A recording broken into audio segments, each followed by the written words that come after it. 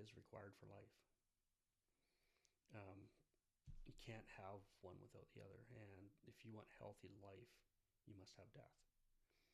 Any population, like nature, that's the way nature works. And nature stood the test of time. Animals starve to death. Those that are best able to compete for resources are the ones that have the genetics that get carried on to the next generation.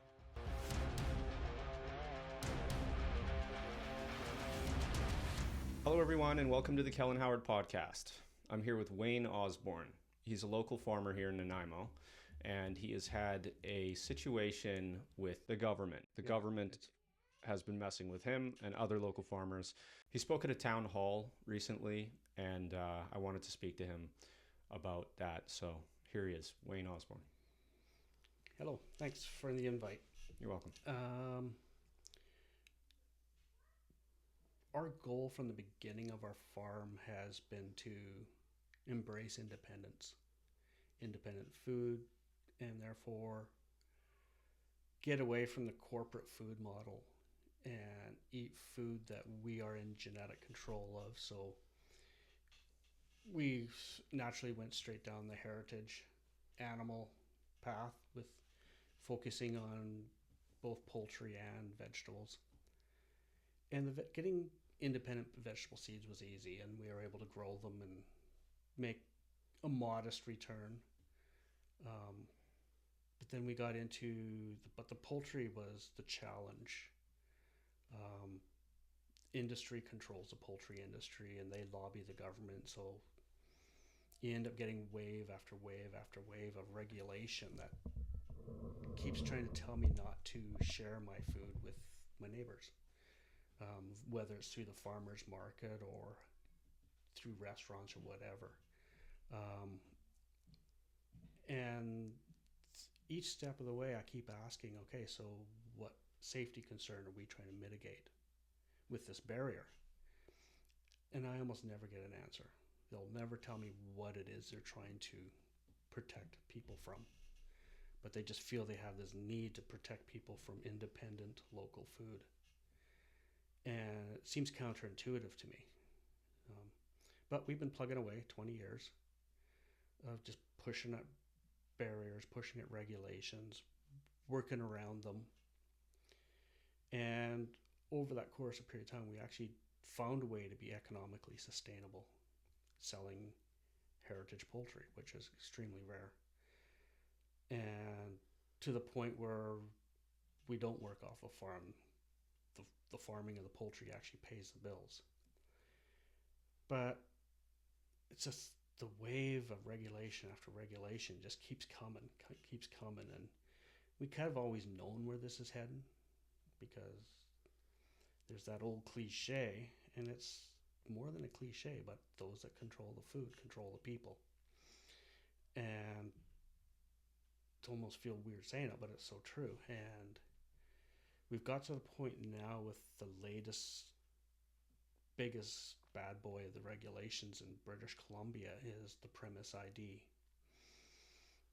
Now, premise ID as a regulation is part of the global shift of trying to control everything. It's part of the global agenda. But most places that bring in premise ID, all they want is for you to tell the government what animals you have on your farm. And the reason they're saying this is so that they can, in the case of an emergency, when they're trying to do their emergency planning, they can account for the livestock on the farms. Like, say, if there's a fire and they need to evacuate, or a flood or something. The reality is we've never actually seen them utilize this for that purpose. The animals still suffer. They're a second afterthought of these emergencies. But the rationale is there, and the rationale makes sense. British Columbia has taken that a step further. They're not content just to ask what animals you have on your farm. They've gone the next step and said, and you must agree to abide by the Livestock Act and a few other acts, which, when you read the fine print, it gives what you're doing when you sign this piece of paper is you're giving away your privacy, the jurisdiction over your own animals. And what you're doing is saying that the government agents, past government agents, and third parties working on behalf of the government also have jurisdiction over your animals. And one common agency that's often a third party working on behalf of the government is the SPCA. The SPCA is PETA, very much PETA influence, which is against animal farming, and they so it's very conflict of interest here. And if you're just a regular farming and you're buying your chicks from the hatcheries and you're growing the industrial foods, I can see the claim being made that, yeah, okay, turning over jurisdiction of these farmed animals to the government, if you're running industrial foods, that makes sense. Okay, you can almost justify that. But my animals don't belong to the government; they belong to me. They're my they're the result of year after year, decade after decade of genetic fine tuning, so that they actually can sustainably produce food in our local environment. That's my intellectual property, and therefore I will not hand over jurisdiction of those animals to the government. And if by drawing that line in the sand, that means that I cannot comply with this premise ID. And I'm one policy decision away from them being able to shut down my farm because of that, because I'm a non-conforming farm. Various things like premise ID, they block my access to buying chicks, bringing in animals. That's fine because I don't want their chicks. But it's still a way that they've shut other people down. That the only way they can get access to grow food is to go and sign this piece of paper that says that the government has jurisdiction over their flocks. So anybody you seeing selling meat birds or turkeys or anything like that, they've already done that. They've signed that piece of paper. Unless they happen to be like me and hatch their own, which is extremely rare. The next step is getting access to slaughter. You can't apply for a slaughter license without premise ID, and you can't go and get access to slaughter facilities. Now that one's hit and miss. Some do, some don't, but they're slowly tightening it down to where you won't be able to. So they're shutting you down from doing business that way. And then the third one, this is the one where it puts me out of business. I don't want to give them ideas, but I'm pretty sure they've already thought of it, so it doesn't matter to say it.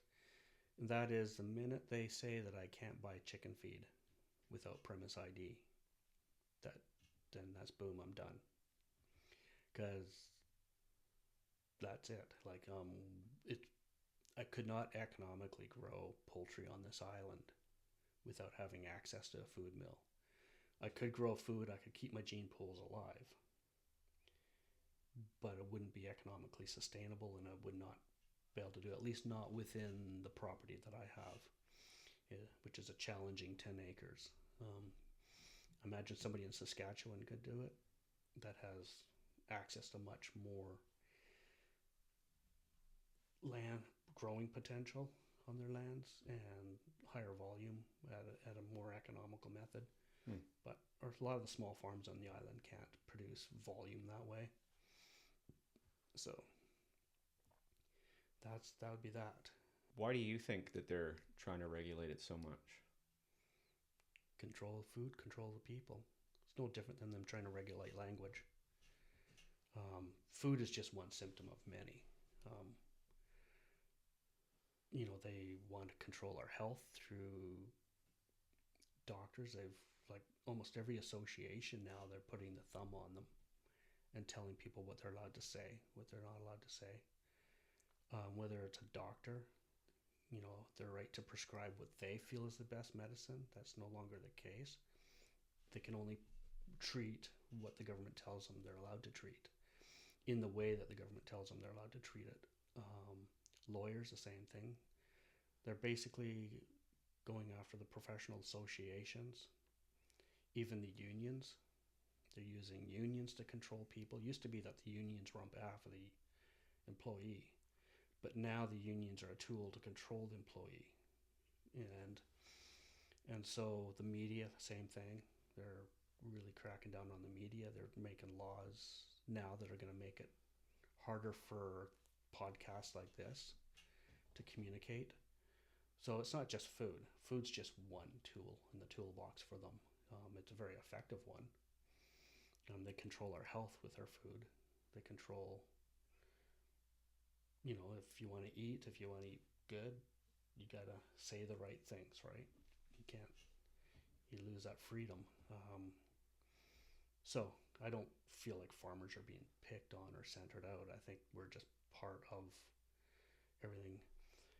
One thing farmers do have, which most people in society are lacking, and that is farmers are directly tied to the balance between life and death. Like day in and day out, we are dealing with life and death. Whether it's spinach or a chicken, whatever.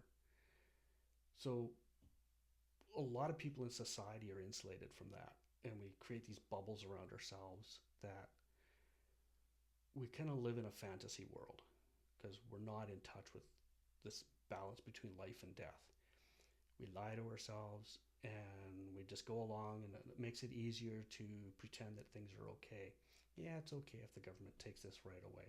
It's okay if the government takes that right away. But a farmer, we're a little more sensitive to those assaults because we are so directly tied to life and death. And just there's no gray area. There's very little nuance that can separate them.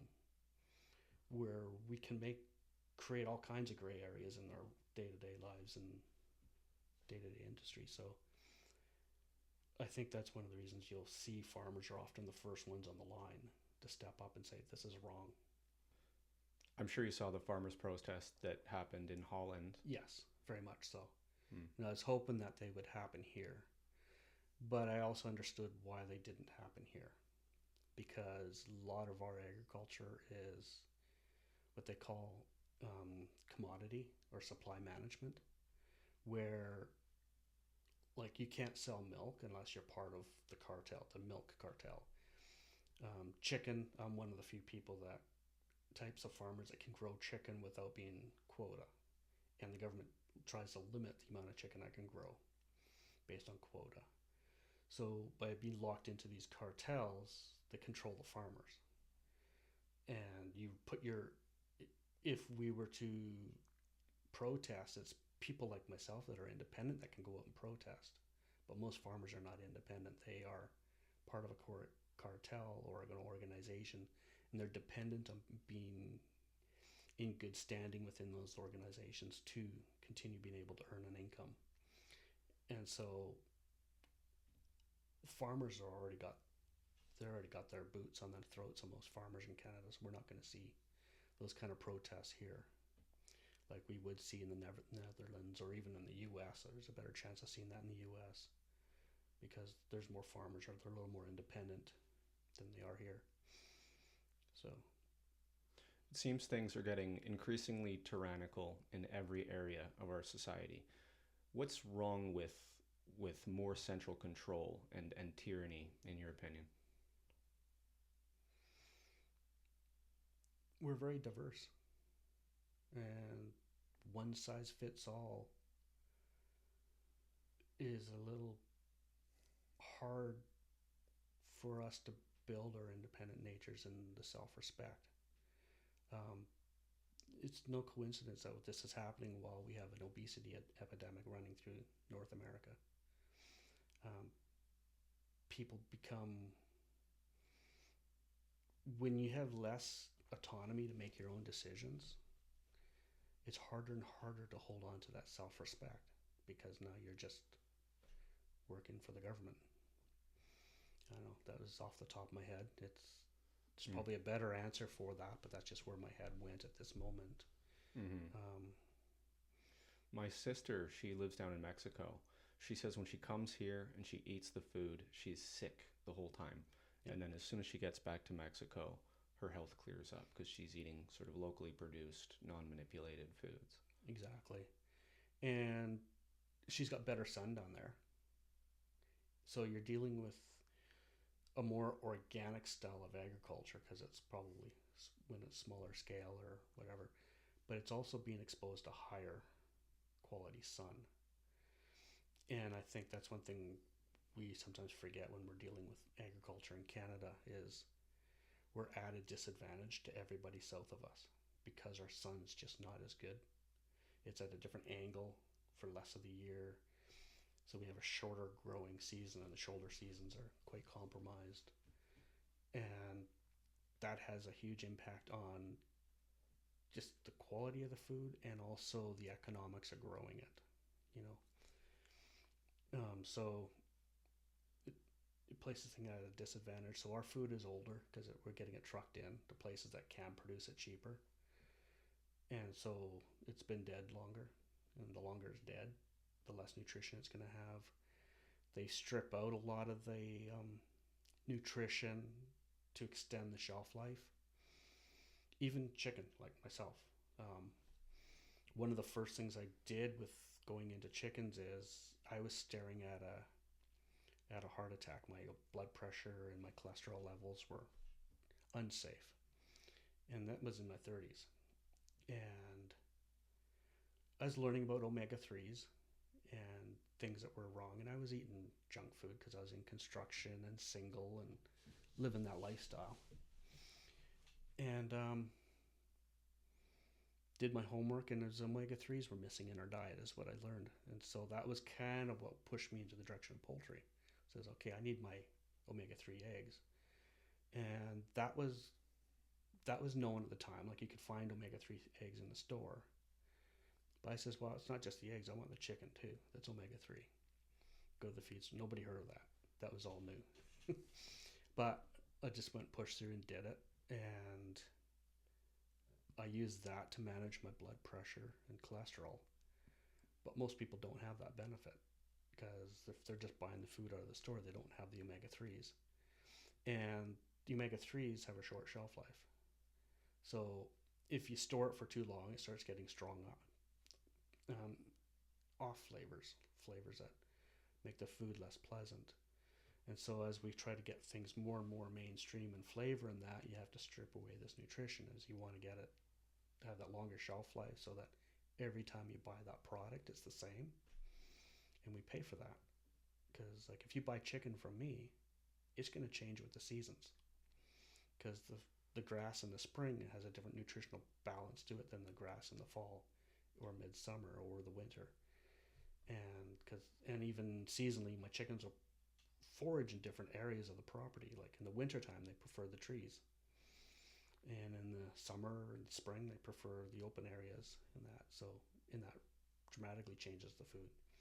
So if you come to me one time, you get this one flavor and you want your flavor to be the same, it's like next time, hey, this is different. What's wrong with it? And so it's another part of just one of the things that we are used to getting into the supply chain. So they just do one variety, monoculture, over and over and over because we've been programmed to just want our food to be the same. And you'll see that, like restaurants, people go in there and they'll order the same dish. Every time they go there, they just get the same dish. No variety. And that's just not healthy. Mm-hmm. So over in Holland, they were basically being deprived of the fertilizer they needed. Is that what the situation was? Sorta. There's an argument, and I'm not an authority on this, so I'm just spitballing when I try to offer what I think's going on, because they were presenting the same argument, which comes from the WEF that Trudeau was presenting when he started talking about cutting back on nitrogen fertilizers, and it didn't make a lot of sense because it was a blanket assault on nitrogen, which nitrogen is what you need to grow food. Now you can get it through chemical fertilizers or you can get it through animal manures.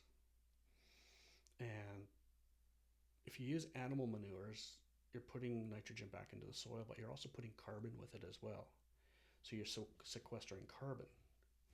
And that's a bit of a nuance that seems to be lost in the argument. So factory farmers would often just rely on the chemical fertilizers of nitrogen, and I can understand wanting to cut back on that, or at least manage it in a way that you're not getting the runoffs into the rivers. That makes sense. And it's also not as great because you're not adding the carbon to the soil with it. And adding carbon to the soil is critical for helping the soil hold on to the nitrogen and keep it available for the plants. So if the goal was to transition from chemical fertilizers to organic or manure type fertilizers, that would be a real beneficial change if the goal was to benefit the environment. But that's not what they did. They just said nitrogens are bad.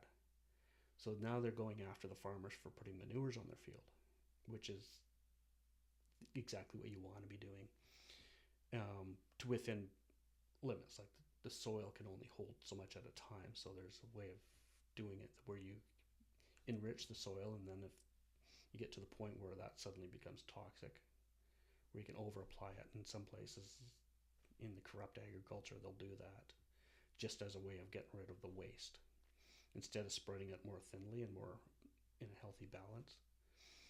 So, and Trudeau, when he was talking about it, it was almost like he was going after the animal manures, because they want to tell you that cow farts are killing the planet, when that makes no sense. So by making their idiotic cow farts claims propaganda, they kind of shut the door on the nitrogen, having a rational nitrogen argument about saying let's put manures down and get nitrogen and carbon and sequester it. You heard they were planning on killing tens of thousands of cows in Ireland, I think. Did you hear about that? Yes. Basically shutting down how much people are allowed to grow. Oh, I thought they were actually talking about killing 10, I think that's 20, what the 000. headlines are. I don't think that was the policy objective. I think it's the outcome of a policy objective. I see. I'm spitballing. I'm just guessing. I'm just thinking about when I dug into these situations, because you could almost say the same thing about California too. Yeah. Because they're going in and seizing rangelands away from the farmers for environmental reasons, they say. But the ranging cows have been what have been maintaining the landscape and keeping the vegetation healthy and keeping the cycle of getting manure into the soil and rebuilding the soil, and so they feed each other. But because of this environmental objective and this whole idea that cows are killing the planet, they're creating policies of taking away farmland, or saying this land will only support so many cows now, and the net result of that is, okay, we got to kill all these cows because we can't grow as many. So, and Bill Gates now owns the majority of farmland in the United States. Yeah, or a large portion of it. I think he's the largest farmland owner. Mm-hmm. I don't think it's a majority though. I know he doesn't own the majority of Arkansas, where I want to move to. So I already checked. Yeah. Have you paid much attention to all the stuff he's doing worldwide? Yeah. He's definitely on the WEF agenda of control the people. And he's certainly making the investments in the right places, if that is what your objective is. Mm-hmm. I'm not sure how much he's a leader or how much he's a useful idiot to that objective. Mm-hmm.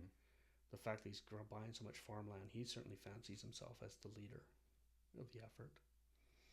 But he's powerful, but he is a part of a larger agenda, a larger network of people who have the same interest. Yeah. So I did some deep research into him. He's obsessed with population control. He has been since he was a child. His father was. And so if you look at what his Bill and Melinda Gates Foundation has done, they doubled the size of their foundation in I think 1999 or around there, by founding the UN Population Council with $2 billion. Mm-hmm. So many of his investments with that organization have been concerned with strictly with population control. It's obvious to me that that's his central interest in life, and then he's trying to depopulate. Well, I think he's trying to depopulate the world. And if you look at actually some of the, I'm going to get censored for this. I'm going to have to cut this from YouTube, but I'm not gonna censor myself. I'm just gonna make sure that the video stays up on YouTube, and I'll put the uncut on Rumble. Anytime they want to censor you, you know that you're on the right track, because they don't censor lies; they only censor the truth.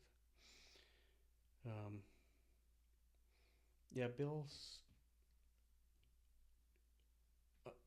population is a tricky subject, because for years, like, I'm a tree hugger at heart, okay,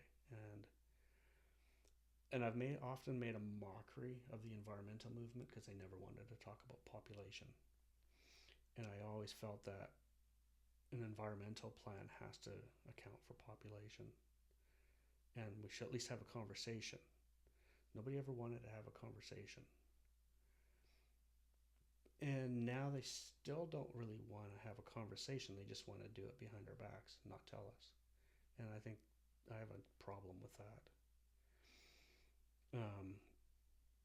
And I find it odd that, like, at least in North America, we're suffering the most from this depopulation agenda, with really low birth rates, and because of being a higher obese population, we're more vulnerable to the side effects of things like the vaccine and the COVID itself. Like, we got hit harder on both accounts. Which was, by the way, manufactured in a laboratory. Yes, I don't know that as a fact because it's above my pay grade, but my gut feeling tells me that's exactly where it is. There's no question it came from the Wuhan lab. Yeah, you won't get an argument from me. Mm-hmm. I'd like to visit something a little controversial, if you're okay, on the population side. Sure. I have a 10-acre farm, and I've learned that if I grow 2,000 chickens per acre on an acre of land, I can maintain green grass under the feet of the chickens. So I can maintain a healthy pasture. So at 2,000 chickens per acre, that chicken manure is not pollution. It's building soil, building a healthy environment, biome, ecosystem, and everything's healthy. And at that population density, I don't need to worry about runoff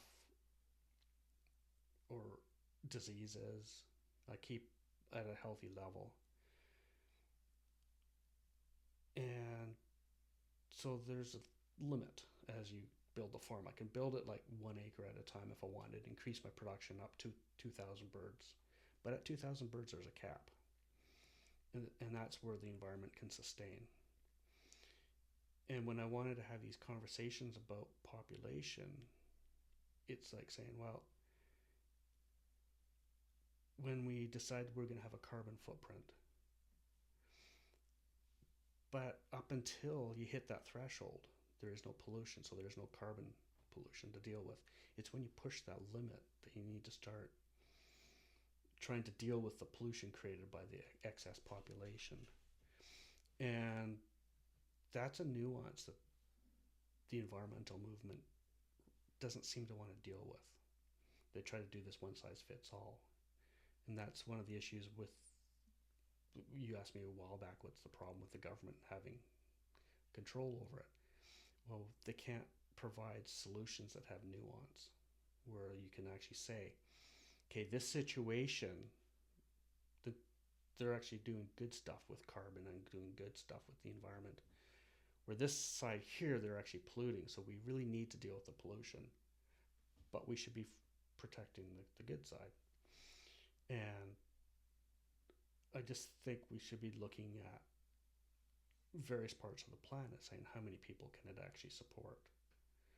And I'm not suggesting that I think the Bill Gates plan is the right way to address the issue, but I think as a society that we should be willing to address that issue. is how do we manage our population? And I think it also draws to our economics as well as the way our society builds its economic model, because it's built on growth. It requires growth. And that's why we're bringing in so many immigrants, is to try to prop up a fairly fragile economy and make it look better than it is. And it's because our economic modeling requires growth. If you don't have growth, you don't have a healthy economy, in theory. And I kind of reject that. I don't believe we need to have that economic model, because going back to my chicken farm with that 2,000 chickens, I'm going to make so much money off that acre.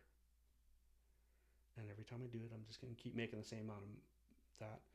As inflation goes up, the price of my chicken goes up to offset that.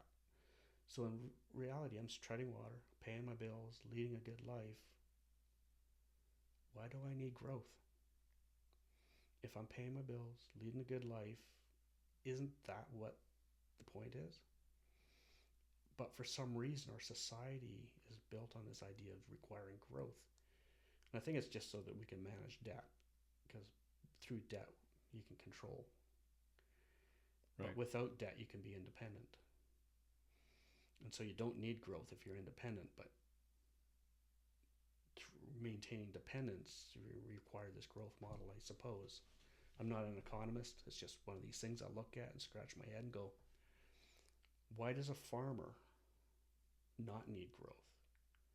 And then which farmers do require growth? Like, there's certain farmers they go into debt for this. And now they got to produce more to cover that debt, because now they need to invest more debt to produce more growth, and they get into this cycle. Mm-hmm. But I think it's a false way of approaching life. And less debt means more independence. And I think that makes for a healthier environment for everybody. You know, if we can get away from that growth model and find or capped growth, right? You know, you grow to the certain level and then that's it. I think you end up with a healthier economic model for a nation, and you can learn to stay within the limits of the environment, so then you're not putting the tax on the environment. Mm-hmm. Have you heard of Thomas Malthus? No. Thomas Malthus, he said basically that food production capacity grows in a linear way, mm-hmm. and population grows in an exponential way. Yeah. So, can't remember if him or Darwin, I think he was basing his stuff on Darwin, and he was saying that there's always going to be people or animals, for example, dying of starvation because of the limited resource of food, mm-hmm. right? And just basically, yeah, there's never going to be enough food for everybody. That was the Malthusian idea. Well, actually, death is required for life. You can't have one without the other. And if you want healthy life, you must have death. Any population, like nature, that's the way nature works. And nature stood the test of time. Animals starve to death. Those that are best able to compete for resources are the ones that have the genetics that get carried on to the next generation. And it just, I think that's one area where our society is getting weaker, is that we're really adverse to adversity. You know, like you see people on social media and they got to do more and more and more to protect people's emotions. And no, we need those tough times, because that's where we learn how to become resilient. Mm. And another area where farmers get it, because bugs come in and wipe out a crop, and you want to cry because all that work is gone in a blink. Or a mink comes in and wipes out a pen, and all that work is gone. But I think I'm a better person for having experienced those kind of things. I think, like, watching people go crazy during COVID was insane. It was almost comical, because it's like I'm sitting back and watching a really B-grade movie, way society wasn't able to handle COVID, and COVID wasn't that big of a deal. But because people were so incapable of dealing with adversity, they made it 10 times worse than it was, you know. And so, yeah, it's just, I think death, life, you got to put them together. Adversity is an important part of it. And that food production capacity with the use of technology can provide for everybody, because I mean, we do value human life. mm-hmm. We don't want people starving to death. That's not a good goal, right? But the population does continue to grow. Do you think it's possible that with technology we can match population growth so that we're not having to cull the human population? I don't think culling the human population should ever be considered a rational solution. No. I think we're better off managing our birth rates. And I'm not sure how you do that. That's a big slippery slope. Again, it's definitely over my pay grade, but I manage the birth rates on my farm. And I'm not saying the same strategies should be used within society, but I think we should open ourselves up to conversations. Maybe it is happening, because if you look at the birth rates, it's quite low. Yeah, in the Western world.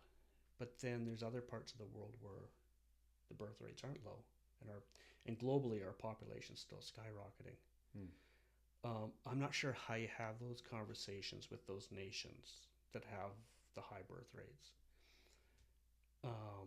because the way the Chinese approached it certainly didn't work, and there's definitely a stigma attached to China when they did their one-child policy, and I can appreciate that. And maybe they were ahead of their time. Maybe it's not appropriate, because it definitely didn't. The way it was implemented didn't work. It had unintended consequences. So I don't have a solution for how you do it, but I think with so many smart people in the world that if we start talking about it, there might be a way of just helping move us in that direction in a healthier way than what they're doing now. Like this way of clandestine manipulating our reproduction the way they are, or just killing people with fake pandemics. I just don't think that's the best approach. I think we should be able to have these conversations and maintain some independent dignity and just independence in general of spirit. Mm-hmm. I think humans can be quite special, but we seem to be slipping into the opposite direction of being special. We're heading in the direction of being battery cage, like putting everybody in their little 15-minute cities, and we become the farm product rather than the farmers, And yeah, are we getting close, or no? We're good. Okay. Yeah. So yeah, it's hard to explain. Going into areas that can get me into trouble, but if people kind of listen to the nuance, maybe. Yeah. I think it can be good too. So. For sure, you said a lot of good stuff. Absolutely, I'm also against culling human beings, but that does seem to be a strategy that's being implemented right now. It is, and it's unfortunate. And it kind of covers up the problem, covers up more valid solutions. Mm-hmm. One idea I've heard from some smart people is that being rich reduces the birth rates. So yes. If we can get the rest of the world rich as quickly as possible, then we're gonna avoid some problems. And by rich, I mean obviously, with food security and etc. Yeah, I'm actually surprised at how much they talk about that and how little movement has been on that front. Like just looking at North Africa, the French are still stealing uranium from countries like Niger. And these nations can't supply electricity to their own people. And yet they're supplying the electricity to France. How does that make sense? It makes no sense. It actually makes me angry when I look at that exploitation that's going on. And I think, like you say, you get places like Niger and all these countries that are being exploited. Their resources should be for their populations first. Like, how can France steal that uranium without building nuclear electrical plants within Niger at the same time? And if they can't do it, then they have no business taking that uranium. And same as oil in South America and various places. You know, here in Canada, we've been very fortunate that as corrupt as our government is and how much our democracy is a lie,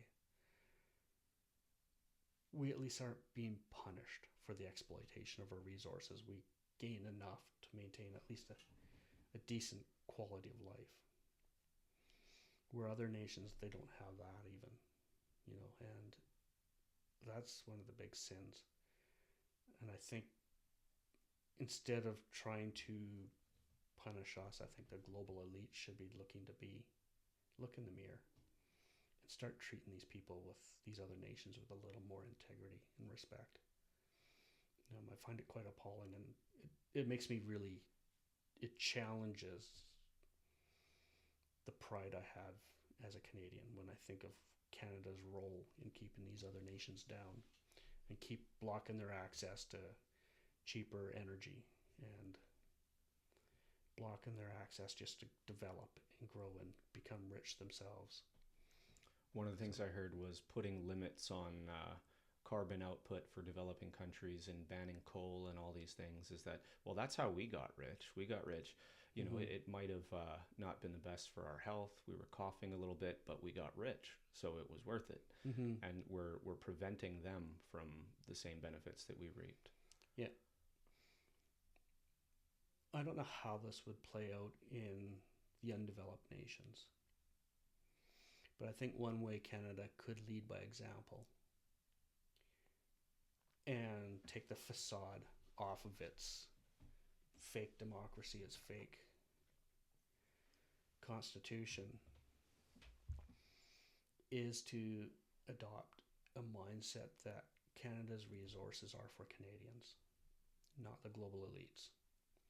And what that means is we stop exporting raw materials. Just stop. Done. No more. And we process them here so that if you want our timber, well, you're going to have to buy our lumber instead of logs, raw logs. If you want our oil, well, you can get the refined products. Coal, iron, any of it. Just, it's here for Canadians first. Canada first, I like it. And I know MAGA and all that kind of, the cliches and all that bullshit, but it's good policy. It is one of self-respect.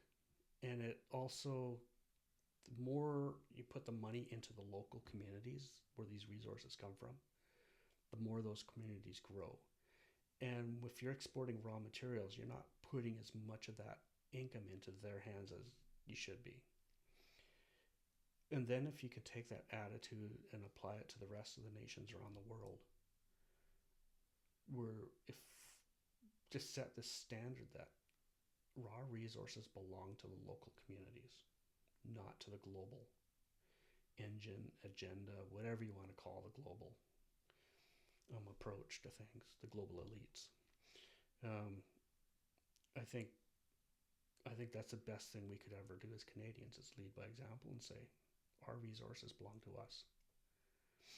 And there's a lot of changes that have to happen there for Canadians to ever get there, and don't think we can get there without a revolution. But and I don't think Canadians, they're a long ways away from wanting to go down that path, which is one of the reasons I want to leave. and go someplace else. But yeah, even things like logging. It blows me away just how much, for my entire life, we've been protesting clear cut logging. And that from way before people were talking about climate change and all that. So, and all the way to now. And meanwhile, clear cut logging is still being maintained. Deforestation is increasing. People have been against it, and yet the government just keeps plugging away. It doesn't matter what government's in power, those logs are still getting shipped overseas, or shipped in, raw log export still dominates. It's like those logs have never belonged to us. These forests have never belonged to us. And now, even during climate change, the whole argument about carbon footprints and all that kind of stuff, our number one asset in this country is our forests. That's our number one for supporting our quality of life, mitigating the effects that climate change could have on us. Our forests. That's it. Even forest fires, the way we manage our forests, where we do clear cuts and then got the trees coming up, so now you got a canopy that's almost touching the ground. So you got fuel all the way from the ground up. That's where the forest fire hazard is. You let those forests get mature and you create some separation between the ground and the canopy. The more separation you get, the more those forests can withstand fires. But also with that separation, you get a cooling impact. So you're going to have cooler temperatures. It's going to and so you're sequestering carbon, so you're helping globally, but you're also cooling off your local environment by having the mature forest, and you're reducing your risk of fire problems, and you're sequestering water. Like a mature forest allows the land to soak up more water, so you're preserving your water security. So all the key ingredients that makes Canada special are tied to our forests. And we're exporting them. We're liquidating them. We're just liquidating them like there's no tomorrow, And we could change that, where I'm not, because I've never been an advocate for let's turn our forests into museums. I believe they should serve society, not the global elite society like Canadian towns. And it'd be microforestry is a legitimate approach where you could just selectively remove trees from the forest while maintaining the stand and let them, so you're thinning it and you're selectively logging this little section there, that little section there, leaving trees so that your forest keeps getting older, your canopy's going back up, so you're regenerating the forest while you're still earning a living. You mill those trees locally into products, so you're building the local economies with it, and you're just creating something where you're going to create more Canadian jobs while improving the environment's ability to support our lives and protect our lives and insulate our lives from the global. But it has to be done locally, value added locally. And do you think it's government regulation or unregulated free market forces that are causing the raw materials to get exported?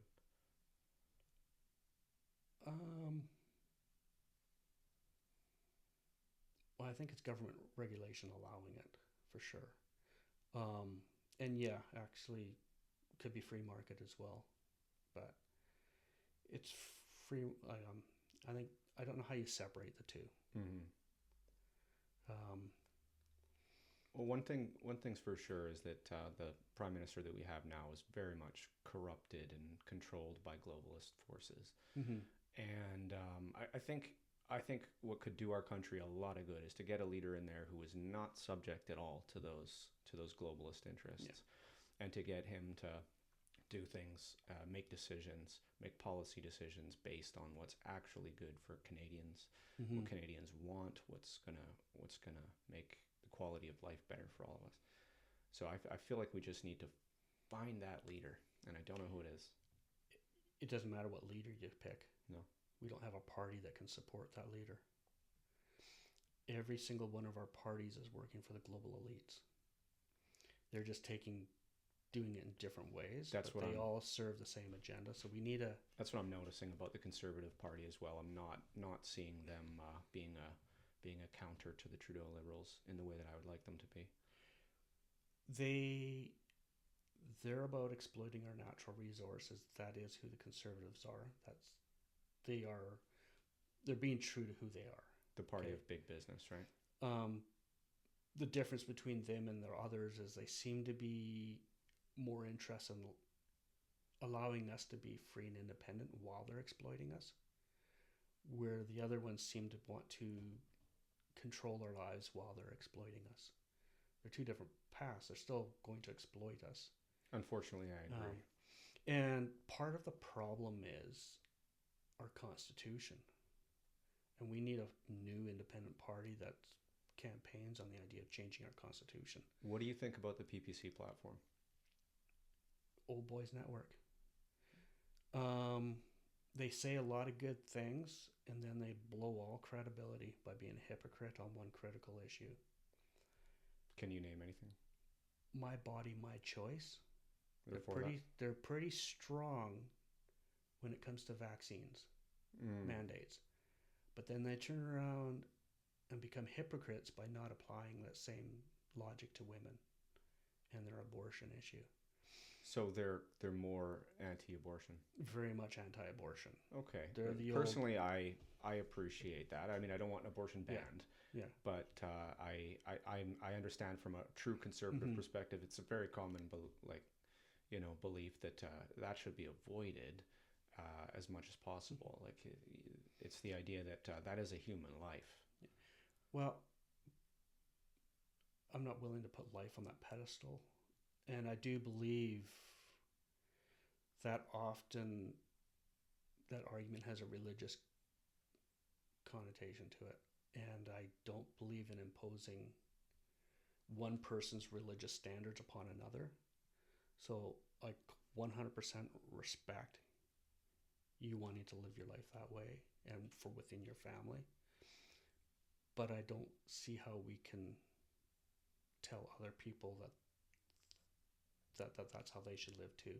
Because if they don't share the same religious foundation, they're not going to view life the same way. I look at it from a scientific point of view, and I look at little details about when we gain rights as a human being, and it's usually birth, right? Like that's what the birth certificate's about. That's when you're qualified as an individual under our law. And I just saw a video recently, Billboard Chris, and it was the aftermath of abortions, right? It was pretty graphic and gross, and what I was looking at was a chopped up baby. Yep, and it happens. Yeah, I don't think everybody to each their own on this, right? Yeah. But when it comes to regulation and society, I think maybe it should be down to the states, right? Yeah. It should be down to the provinces and to the will of the people, I guess. Yeah, I think each community can choose their path. I don't think it's appropriate for a federal party to make that an election issue, because I really don't believe I do not believe government knows best, and I don't believe it's appropriate for the government to impose ideological standards upon all of society. And I think for the same reason that the vaccine's not appropriate.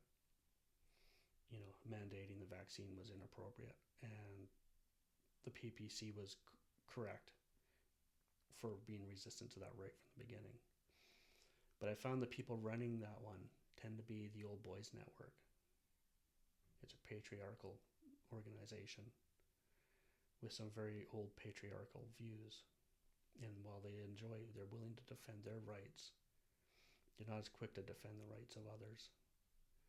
And like I say, women, and I just take issue with that, and I just recognize who the players are. Peckford, he's a hero in a lot of ways, but he's also outdated in a lot of ways. In ways that they're from the days that they used to have a lot of control. And I just don't trust their motives for that. So they would have, I don't think they would have any problem imposing their ideology any more than the NDP would.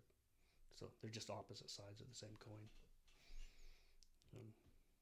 I see. Anyone else in the running? Nobody, right? No. We'd need a new party. And there's a critical component of our electoral system too that really handcuffs our MPs, and that is the oath. The oath is they don't swear allegiance to Canadians. They don't swear an allegiance to Canada. They swear an allegiance to the Crown and the Privy Council, and they promise to keep their secrets. Now, the Crown isn't the king. The Crown is the global elites. Like, the Crown is the establishment that surrounds the king, but it's more than just the king. It's that entire establishment, which is basically your global elites. So, like we've seen where Pierre Poilievre wouldn't, he didn't want to be read in on certain files because he wanted to preserve his ability to speak the truth. And the minute he read those files, he would have been handcuffed by that privilege, having his oath of keeping the secrets of the Privy Council. And so they keep a lot of secrets from us, and they're not allowed to share. They can serve us so long as the Privy Council allows it. But the minute the Privy Council says no, that's it. They have to serve the Crown first. And we just get to go along, and that's why we are actually still a colony. We're not really an independent nation. And we need a party and a political movement that recognizes that and says we're going to change it. We're going to make Canada about Canadians. Like a republic, like what they have in the States, or? It's one model. It's definitely one that, since I've woken up to this lay of the land, and that, I've actually had to come to respect a lot. I spent my whole life as a proud Canadian. And like a good, solid Canadian, I looked down my nose at Americans. We were better than them. And any day of the week, I can tell you why. I can't anymore. Now that I've actually learned who they are, I'm a little less ignorant about it all. Me too. I have to tip my hat to their founding fathers. That Constitution's brilliant.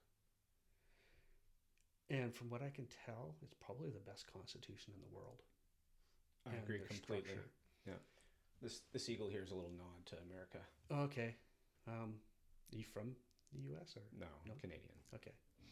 Yeah, I've always been Canadian. Yeah. It's been really difficult coming to terms with the fact that I'm going to turn my back on Canada because I just don't see how Canadians are going to be able to deal with the truth and embrace the truth and become an independent nation. We're too complacent. We're too willing to comply. Unfortunately, yeah, that's why I'm trying to fire people up. That's the point of this podcast right here, everybody. You got to turn on. You got to wake up. This is not good. What's happening? Yeah, and it's why I'm not sugarcoating it. Like, I'm not trying to be careful with my words. I'm just being honest. Yeah. Because we got to have the conversations. We do. And I'd love to see an independent party come in. The door's closing now there, but I see a huge, tremendous opportunity for a political movement in Canada, but we're just too... And I was shouting about it about 3 years ago and saying, hey, we need a party that was central in focus. Because Canadians are central. Even though we're getting all divided right now between right and left, we're most comfortable in the center. We find more to agree on in the center. I think even something as sticky as abortion, I think we can find some common ground in the center. I just reject it being used as a way of dividing us. And yeah, I do know there's limits and all that. Yeah. I was just being, playing the devil's advocate and saying that it's my body, my choice, and that goes for my wife too, right?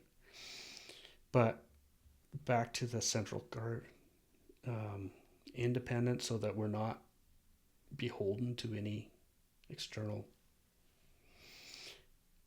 global entities. And I think if party ran truly independent, I think they could get elected quite easily. In that time, like this, I started this before Pierre became leader of the Conservatives, of trying to have that conversation, and nobody would have it. The lay of the land has shifted a bit because Pierre has done such a brilliant job of marketing. Now, I always thought that if I was advising this independent centralist party, I'd be saying go after the left vote anyways. Just hold on to freedom, but take the environmental side, like, because I think that's what's missing from the right side. And I think you take more of the NDP vote, more of the Green vote, more of the Liberal vote, because they've been so fake. They're so easy to pull voters from. You just can't be conservative when you're doing it, And you don't need more than about 30% of the vote to get into power in Canada, especially if you're another party, so you've divided the pool even further. 30%. And that's 30% of voters, not 30% of Canadians. So you look at all the Canadians that said no to the vaccine, that's 20% of Canadians. But that's almost 30% of the voters. So it'd be quite doable. We'd just have to be smart about it. Everybody would have to kind of focus on the big picture, not our own individual pet projects or pet politics, you could say. Yeah. Yeah, I think you're right. I think we could definitely do it if we all just said, hey, we want independence. And we want our freedom of speech. We want our freedom to eat what we think is right. Freedom from the globalist agendas. I say let's get on it. We got to find the right leader, though. I mean, I don't want to do it. I don't want to be a politician, but a lot of people would say that they want the right leader. You got to have a leader. You got to have somebody who's the face of the movement. So the speaker, the person who tells people what this is. Yeah, but don't you want the party platform first? So that when you bring in a leader, the leader has to agree to these are. You find a leader. Somebody's got to fits organize it, though. Oh yeah, no. So a leader of the party. The leader would be the person who gets the platform together. Not the politician. Yeah, I guess. I mean, we can work on it. We can work on it together. Hey, I could do it. Okay, let's do it. I'm not the most politically correct, so I can't be the front person because I just chase people away. Because me too. I dig in, right? Yeah. you gotta prove that I'm wrong. Yeah. And I'll go away and think about it. And if you proved I was wrong, sure. But yeah, by then I've often turned people off. I can be the guy with the ideas. Yeah, for sure. The ideas. I keep pushing stuff out there. I did a Protect Our Charter Facebook page. And I just keep dumping stuff on it. And just seeing what sticks, what doesn't, what feedback comes along. It's a bit of a ghost town, but you're welcome to. It's room to grow. It's the place to start the conversation. Right. Because I'm pretty sure we can find some common ground. Definitely. Wayne, thank you very much for coming. Thanks for the invite. It's been a pleasure talking to you. My first podcast. Thanks for watching, everyone.